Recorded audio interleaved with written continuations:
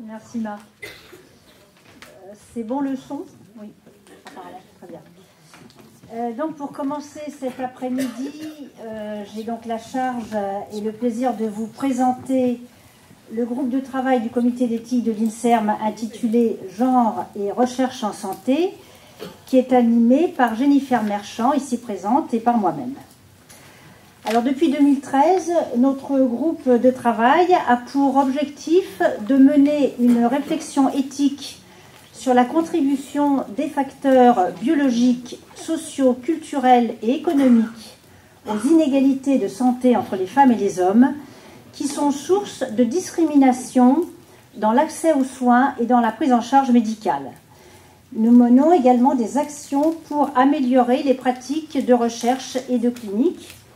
En fait, on a affaire à un réel problème de santé publique dans lequel il est important justement d'intégrer la dimension du genre dans les plans stratégiques des institutions de recherche et de médecine et par là même de contribuer à combler le retard de la France sur ces questions par rapport aux pays européens et anglo-américains.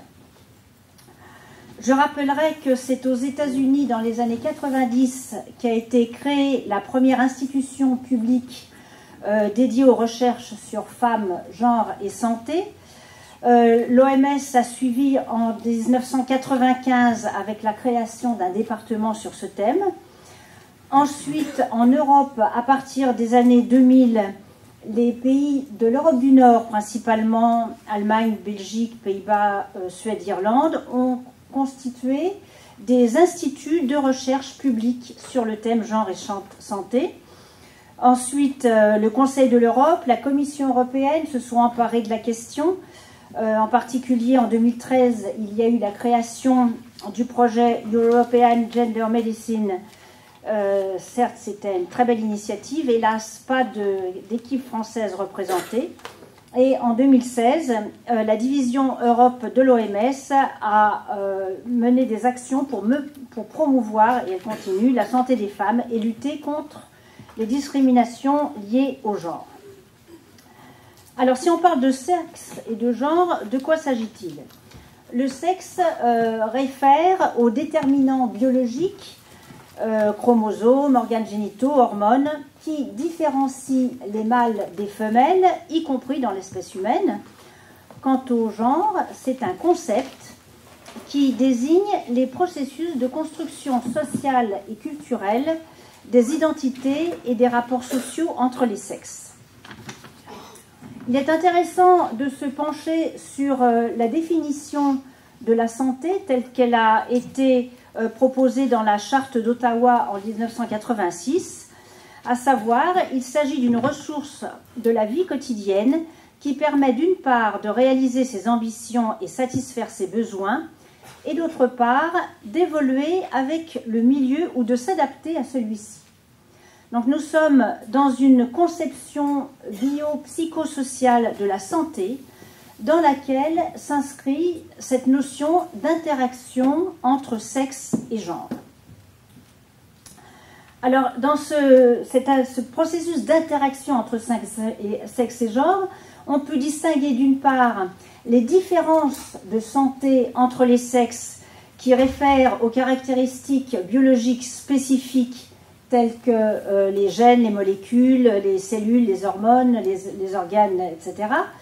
Et dans ce domaine, nous disposons de données microscopiques au niveau cellulaire qui sont relativement bien documentées, mais par contre, leur impact au niveau macroscopique dans la physiologie et la pathologie est beaucoup moins connu. Il y a donc ces aspects biologiques, mais également tous les aspects des inégalités de santé qui sont liés à des facteurs sociaux, culturels et économiques pour lesquels on dispose de, hélas, trop peu de données épidémiologiques, en dehors, bien sûr, des recherches nombreuses qui sont faites concernant la santé sexuelle et reproductive. Il convient en effet de réfléchir au fait que les représentations sociales liées au genre féminin ou masculin influence l'attitude des patients et du corps médical. Il y a aussi l'impact très important de la précarité économique qui touche particulièrement les femmes et avec pour conséquence le renoncement aux soins et aussi une dégradation de l'hygiène de vie, tout ça ayant des impacts importants dans la santé mentale et physique. Et il y a également les violences et les agressions sexuelles dont les femmes sont les premières victimes. Et c'est donc tout ce processus d'interaction complexe entre le sexe biologique et l'environnement social qui est source de disparités et d'inégalités dans la santé. Une première inégalité flagrante, c'est celle de la différence de durée de vie. L'espérance de vie à la naissance en 2016 est de 79,4 ans pour les garçons et 85,4 ans pour les filles. Mais par contre, quand on s'intéresse à une autre notion qui est celle de l'espérance de vie en bonne santé, c'est-à-dire sans limitation d'activité et sans incapacité majeure, à ce moment-là, la différence est beaucoup plus réduite. Elle est de 63,4 ans pour les hommes contre 64,2 ans pour les femmes.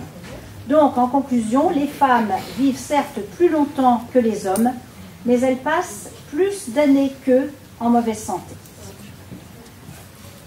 Nous allons poursuivre avec cette notion de différence et d'inégalité dans la santé entre les femmes et les hommes, avec quelques exemples choisis. Premièrement, les maladies cardiovasculaires. C'est un grave problème, là aussi, de santé publique.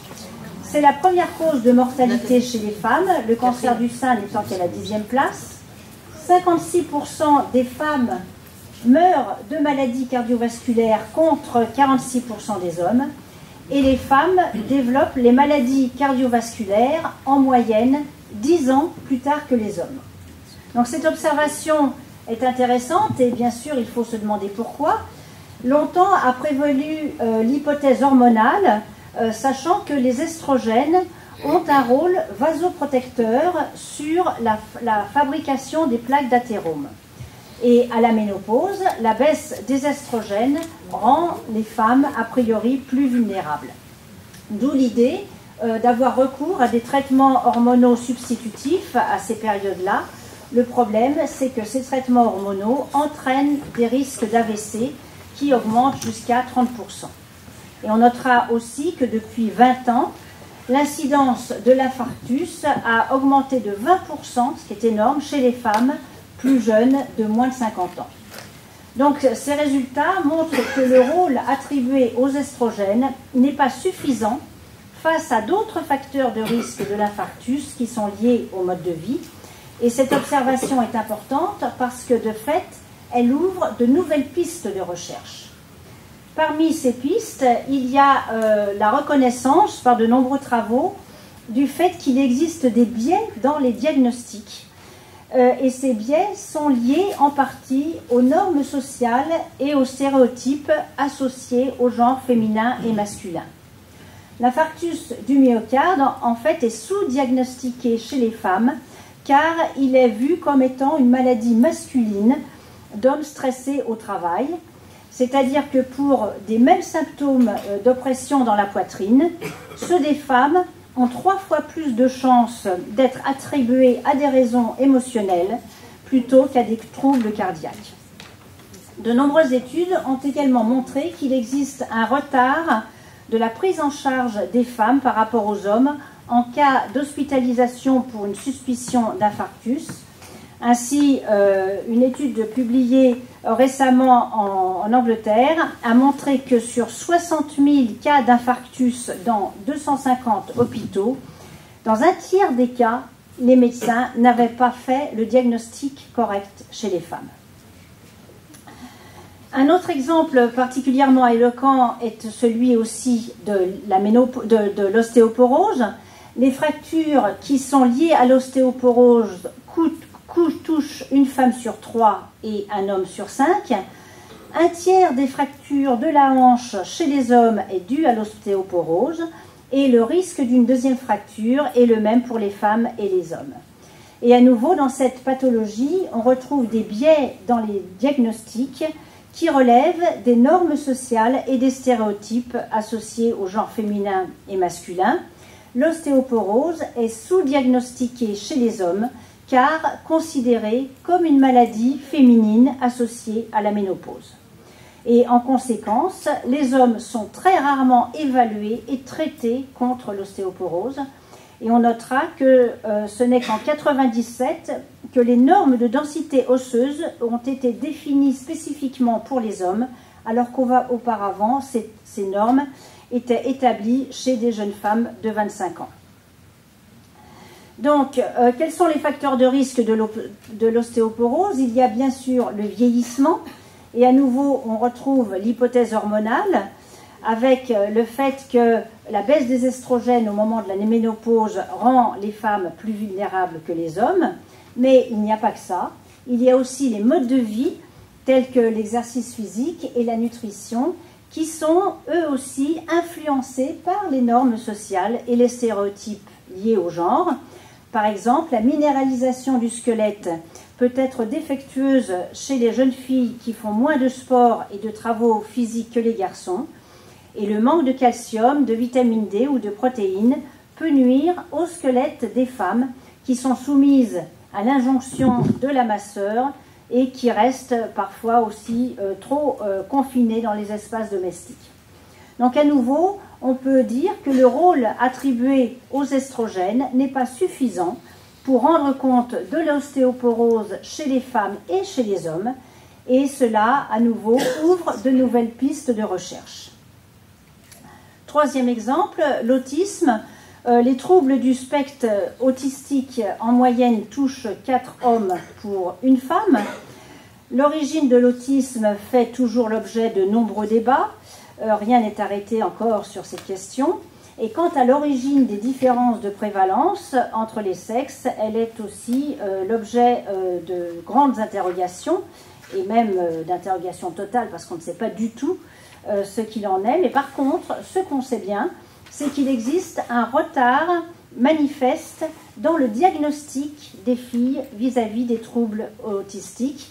Une étude récente aux États-Unis, portant sur 14 000 enfants, a montré que 37% des garçons étaient détectés en bas âge contre 18% des filles.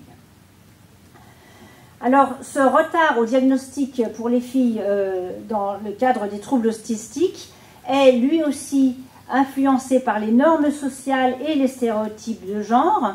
Chez un jeune enfant qui présente un comportement avec retrait sur soi et défaut d'interaction sociale, s'il s'agit d'une fille, on va qualifier ces comportements de timidité ou de réserve, alors que s'il s'agit d'un jeune garçon, on va s'inquiéter en disant qu'il a peut-être des troubles de la communication.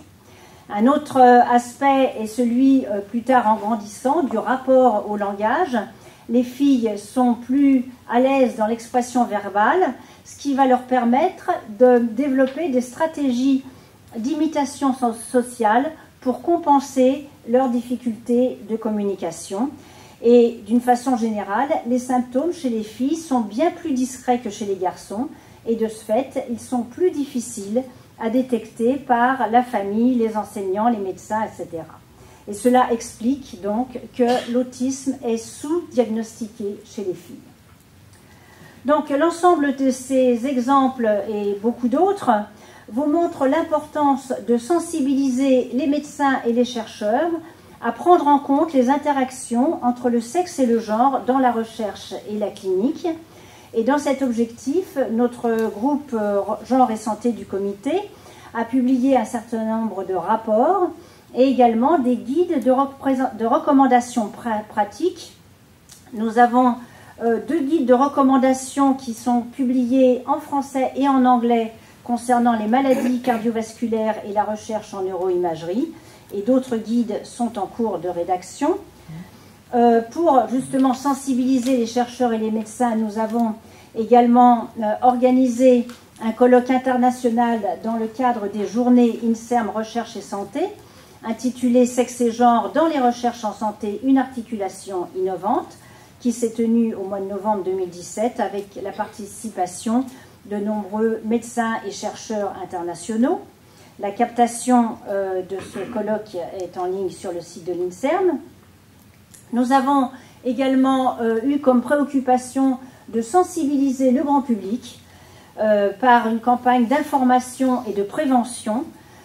Il est entre autres particulièrement important d'apprendre aux femmes à faire vérifier leur cœur et aux hommes à faire vérifier leur squelette, sachant que, comme vous le savez, ces pathologies ont un coût énorme en termes de vie humaine et aussi en termes financiers. Donc nous avons réalisé une série de clips vidéo disponibles très facilement sur YouTube. Ce sont des petites vidéos d'1 minute, vous les avez vues tout à l'heure, qui s'appellent « Genre et santé, attention aux clichés ». Et la cible est donc un large public de patients, et étudiants, enseignants, médecins, chercheurs, etc. Et vous trouverez ces vidéos sur le site. Donc, pour conclure, je dirais que questionner la santé au prisme du genre est source d'innovation, car ce questionnement va permettre de formuler de nouvelles hypothèses de recherche, d'améliorer les diagnostics et de concevoir de nouvelles stratégies de prévention et de traitement pour le bénéfice des femmes et des hommes. Et on notera également qu'un axe fort du programme européen Horizon 2020 justement met l'accent sur la promotion des recherches transdisciplinaires sur femmes, genre et santé. À l'évidence, l'INSERM se doit donc d'intégrer ces questions à ses stratégies présentes et futures. Merci.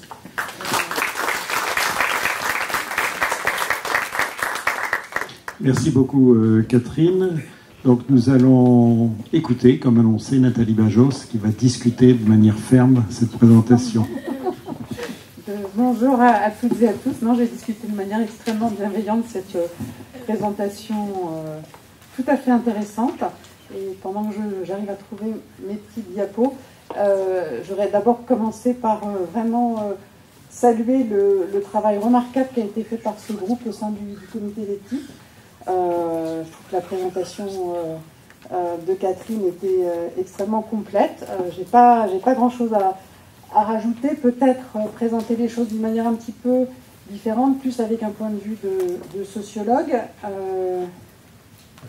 Si j'arrive, voilà.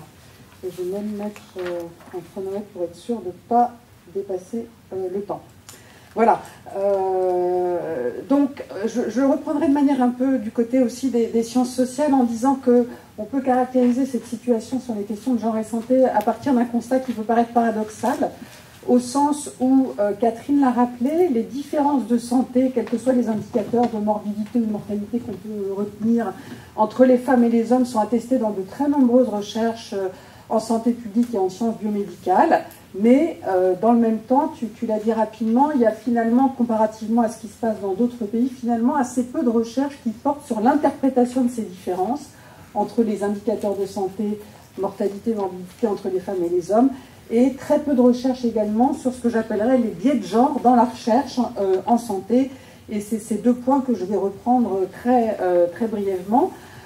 D'abord pour souligner du point de vue des sciences sociales une certaine réticence à s'emparer de ces questions de genre et santé, parce que finalement c'est un domaine où une approche de genre est assez contre-intuitive dans la mesure où la santé est souvent perçue comme un des rares domaines où les femmes seraient entre guillemets avantagées. On a aussi le champ de l'éducation, où même si la rentabilité des diplômes des femmes sur le marché du travail est bien moindre que celle des hommes, les femmes réussissent mieux à l'école. Et les femmes ont une espérance de vie largement supérieure à celle des hommes. Et ce que tu as présenté comme résultat sur les indicateurs d'espérance de vie sans incapacité ou espérance de vie en bonne santé sont finalement assez peu connus. Et c'est vraiment intéressant parce que quand on voit que l'écart de plus de 4 ans se réduit à quelques mois, quand on tient compte des incapacités auxquelles les sexes sont confrontés de manière différente, pour tout un tas de domaines d'ailleurs, hein, les études qui portent là-dessus détaillent beaucoup les limitations fonctionnelles auxquelles on peut faire référence, et quel que soit le type de limitation fonctionnelle qu'on prend en considération, on retrouve toujours cet écart là d'espérance de vie en mauvaise santé, les années en mauvaise santé qui sont davantage le lot des femmes. Il y a une deuxième raison pour laquelle je pense que les questions de genre et santé sont très peu explorées en France, c'est parce que le genre est un concept qui reste très peu connu dans le champ de la santé, qui est assez récent dans l'histoire des sciences sociales, d'abord, et qui est très peu connu dans le champ de la santé, et surtout, je dirais, au-delà du fait qu'il soit très peu connu, il y a une très grande confusion entre sexe et genre. C'est-à-dire que très souvent, on utilise le terme de gender pour parler de sexe. Et du coup, beaucoup de papiers, beaucoup d'analyses, beaucoup de publications pensent faire une analyse de genre sous prétexte qu'on utilise le terme de gender, mais finalement n'utilisent pas le potentiel explicatif de ce que peut permettre une approche de genre. Et j'avais eu l'occasion de le vérifier il y a peu de temps dans le domaine du VIH pour essayer de comprendre tous les enjeux, aussi bien au niveau des questions de prévention que des questions de traitement, de prise en charge, de définition des politiques de santé, en faisant une analyse avec des collègues assez exhaustive de tout ce qui avait été publié sur une période de 10 ans, où on voit une explosion dans le domaine du VIH, mais dans tous les domaines. Si vous allez sur PubMed et vous tapez, vous savez, on peut faire des petits graphiques pour voir quand un terme est utilisé, il y a une véritable explosion du nombre d'articles qui sont publiés avec gender dans le titre. Et en fait, l'analyse détaillée montre que ce n'est pas du gender analysis qui est faite, mais c'est vraiment la prise en compte du sexe. Alors, après avoir dit tout ça, vous allez me dire, c'est bien gentil, mais comment on définit le genre et qu'est-ce que c'est qu'une approche de genre? Alors, pour compléter peut-être un peu la définition que tu en as donnée tout à l'heure, le genre, c'est initialement, c'est intéressant, c'est un concept qui vient des sciences juridiques des États-Unis et qui a peu à peu été approprié par les sciences sociales. Il en existe, c'est un terme extrêmement polysémique. Alors, le sens le plus courant, c'est sexe social. Et en fait, ça va bien au-delà de ça et il faut vraiment comprendre ce que c'est. Alors, je ne vais pas vous faire un long topo sur les approches de genre dans le cadre d'une discussion courte de la présentation des travaux du comité d'éthique. Mais le genre, c'est vraiment un concept d'analyse. Il n'y a pas de théorie du genre, comme on a pu entendre récemment un certain nombre de personnes s'opposer à cette théorie du genre qui voudrait apprendre aux petits garçons et aux petites filles qu'il n'y a pas de différence entre les sexes. Non, le genre, c'est, en sciences sociales, ça renvoie à un système qui est de bicatégorisation, qui est hiérarchisé entre les sexes et les valeurs et les représentations qui leur sont associées. C'est une définition que j'ai repris des travaux de Laure Bérénier et de ses collègues qui me paraît la plus complète. Et ce qui est important à retenir dans cette définition, c'est que les différences, c'est une posture constructiviste au sens où les différences entre les femmes et les hommes sont pensées comme étant le résultat d'une construction, d'un processus de construction sociale. Deuxièmement, c'est un rapport social de pouvoir qui structure la société, comme d'autres rapports sociaux structurent les sociétés. Donc c'est une approche de sociologie des rapports sociaux. Et rapport social de pouvoir, ça veut dire que cette bicatégorisation, elle est vraiment hiérarchisée. C'est le groupe social des hommes qui a une position dominante par rapport au groupe social des femmes. Et ce rapport social de pouvoir qui construit les pratiques, les attitudes et les représentations, il ne fonctionne pas tout seul dans une société donnée, mais il fonctionne en articulation avec d'autres formes de rapports sociaux qui renvoient, pour les plus importants d'entre eux, aux rapports sociaux de classe, aux rapports sociaux de race, entre guillemets, aux rapports sociaux de sexualité, etc. Et donc, se développe depuis quelques années un courant théorique autour de la question de l'intersectionnalité, c'est-à-dire la nécessité de penser la manière dont s'articulent ces différents rapports sociaux pour donner, pour favoriser l'expression de certaines pratiques et certaines représentations et normes sociales. Et c'est vraiment important de penser l'articulation de tous ces rapports sociaux au risque sinon de retomber dans une certaine forme d'essentialisme. Les femmes en tant que femmes se comporteraient comme ça. Non, le groupe social des femmes n'est pas un groupe homogène entre les femmes qui sont de classe sociale très supérieure, des femmes qui sont employées, des femmes qui sont d'origine d'Afrique subsaharienne, des femmes qui sont d'origine des États-Unis, etc., etc. Enfin, je ne vais pas vous faire un long développement là-dessus, mais le groupe social des femmes n'est absolument pas un groupe social homogène. Donc finalement, le genre, on peut dire que c'est un filtre social qui classe, qui hiérarchise et qui assigne aux femmes et aux hommes des rôles sociaux déterminés et qu'on retrouve d'ailleurs dans toutes les sociétés données. Le sexe, je ne reviens pas dessus, ça renvoie évidemment aux enjeux des différences chromosomiques et des différences biologiques qui en découlent. Ce que je voudrais faire maintenant, c'est de présenter un peu deux façons de travailler les questions de genre et santé. La première, me semble-t-il, c'est pour comprendre les différences de santé. entre les femmes et les hommes, et c'est de le penser comme un processus genré. Les exemples que Catherine a présentés illustrent tout à fait cette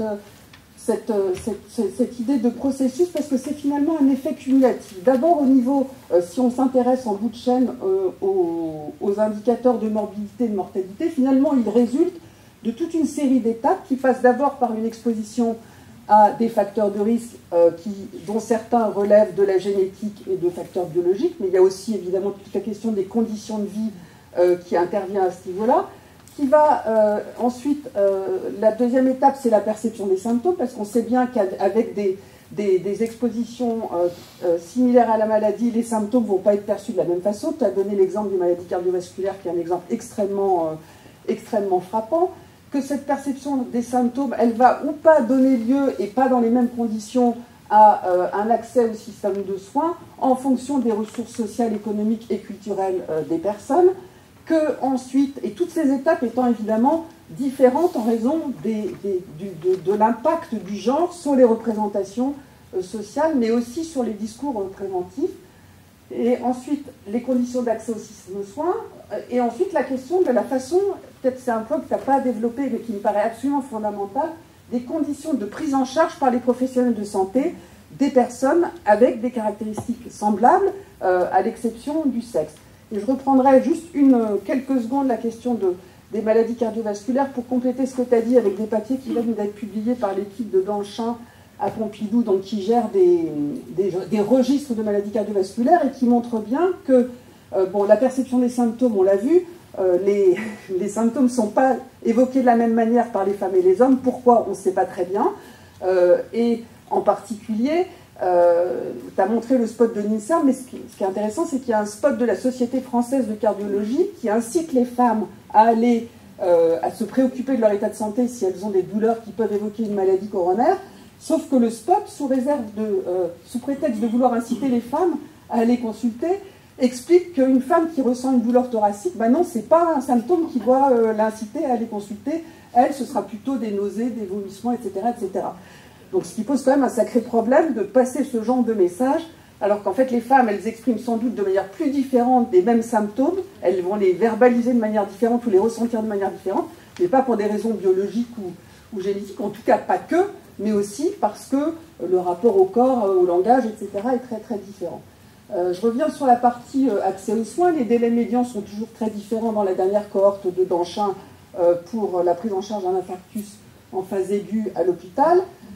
Et puis sur la prise en charge, un autre point qui me paraît très intéressant, c'est que la pose de défibrillateur n'est pas proposée de la même manière aux femmes et aux hommes, indépendamment de tous les autres critères, de critères de variables biologiques ou autres, et que, indépendamment de tout ça, le sexe est un facteur de discrimination dans la pose d'un défibrillateur, donc vous savez sans doute que c'est une méthode extrêmement efficace en cas de maladie cardiaque. Mais ce qui me paraît aussi important sur la question des pratiques professionnelles et des guidelines, c'est que ces pratiques professionnelles et ces guidelines sont eux-mêmes genrés, et j'en veux pour preuve le guidelines de la Société européenne de cardiologie, qui continue aujourd'hui à être en vigueur dans la société française, parmi les cardiologues qui exercent en France, et qui, je n'ai pas le temps de le développer là, mais indique des stratégies diagnostiques à adopter en fonction d'un certain nombre d'un niveau de risque qui est établi selon un algorithme qui classe différemment les femmes et les hommes, basé sur une étude qui date de 1980 et qui a été dont les résultats ont été largement remis en cause aujourd'hui et depuis longtemps. Sans rentrer dans les détails, une femme ne se voit, si on suit les guidelines, ne se voit jamais prescrire en première instance une coronarographie, alors que les hommes, eux, peuvent le faire. Et qu'à symptômes équivalents, les femmes doivent attendre d'avoir 80 ans et plus pour avoir tel type d'examen médical, comparativement aux hommes qui les ont dès l'âge de 50 ans. Pour ne pas aller plus loin, la deuxième axe qui me paraît vraiment important dans ces questions de genre et santé, c'est la question des biais de genre dans les recherches elles-mêmes. Je vais, à travers la question des choix des questions de recherche qu'on se pose, des populations sur lesquelles on mène les études, de la définition qu'on donne aux syndromes étudiés et aux indicateurs d'analyse, des méthodes d'analyse qu'on utilise et des publications qu'on fait ou qu'on ne fait pas. Un exemple pour illustrer ça très rapide sur les cancers professionnels et l'invisibilité sociale des cancers professionnels des femmes, où très peu, quand on fait une analyse de ça, je fais référence ici à une thèse en cours d'un étudiant en épidémiologie qui travaille avec moi, il y a très peu de recherches qui sont menées comparativement aux hommes sur les cancers professionnels des femmes. Les populations, donc c'est une question de recherche qui n'intéresse pas par rapport à des spécificités de métiers féminins. Je parle de toutes les populations de nettoyage, etc. Les populations d'études sont très souvent des populations exclusivement masculines, parfois mixtes, très rarement des populations de femmes. La définition et les indicateurs d'analyse, tu as parlé tout à l'heure de l'autisme, la définition même de l'autisme, on voit qu'il y a un biais de genre dans la définition même du syndrome des troubles de l'autisme. Sur la question des cancers professionnels, les indicateurs d'analyse pour mesurer le risque, sans rentrer dans les détails, c'est des matrices emploi-exposition qui ont été conçues à partir d'emplois masculins. Et c'est le masculin neutre qui est appliqué aux emplois féminins. Et les méthodes d'analyse ensuite, qu'est-ce qu'on fait? Est-ce qu'on met le sexe comme une variable de confusion parmi d'autres pour étudier la survenue de cancers dans certaines populations? Est-ce qu'on fait des analyses stratifiées par sexe, etc. Est-ce qu'on mesure les interactions? Et toute l'analyse de la littérature sur les 10 dernières années montre que, y compris au niveau des méthodes d'analyse, il y a des biais de genre et qui donc produisent des résultats qui sont genrés et qui sont les résultats sur lesquels on s'appuie pour définir les guidelines. Et je reviens à l'étape précédente. Et voilà, pour conclure, je dirais juste que dans le champ de l'analyse des inégalités sociales de santé en France, le genre a toujours été pensé à part. On parle des inégalités sociales de santé en fonction de la classe sociale, du niveau d'études, du lieu de résidence, etc. Le genre a toujours été pensé comme une dimension à part, alors que les inégalités sociales de santé, ce sont des différences de santé qui sont socialement construites et que le genre permet justement d'analyser. Je reviens sur la nécessité de l'approche intersectionnelle au risque de l'essentialisme si on pense que en termes de genre et non pas en termes d'articulation avec les autres déterminants sociaux. Et un champ de recherche, comme l'a dit Catherine, et une remarque à laquelle je ne peux que souscrire, qui est très peu, enfin qu'il reste complètement à structurer, à dynamiser en France. Et les deux exemples que j'ai voulu donner sur l'analyse des processus de construction des différences, d'une part, d'autre part l'analyse de la production scientifique avec les biais de genre, montrent bien que c'est un schéma qui peut s'appliquer aussi bien au domaine cardiovasculaire que de la pathologie mentale, que du VIH, etc. etc. Et je pense qu'il y a beaucoup à gagner d'un point de vue scientifique aussi, à pouvoir échanger bien sûr entre sciences biomédicales et sciences sociales, mais aussi entre spécialistes des différentes disciplines, parce que finalement, il y a vraiment des problématiques qui sont communes entre toutes ces questions de recherche. Voilà. Merci.